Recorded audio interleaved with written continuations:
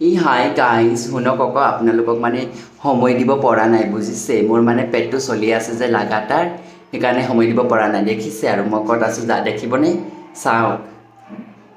বাথৰুমত আছোঁ মই মোৰ মানে লাগাতাৰ পেটটো বেয়া কৰিছে জানেনে ইমান খলক খলক খলক খলক খলক কৰিলে একদম দমিব লাগে মই আৰু আহিলে একদম কৰি কিনে একদম ওলাই নহয় সেইটো কাৰণে আকৌ মই আপোনালোকে সময় দিব পৰা নাই বেয়া নাপাব দেই মোৰ আকৌ খকটো বেছি যে সেইটো কাৰণে হেৰি শুনক আকৌ মই নহয় কোনে চিঞৰিলেও মোক আকৌ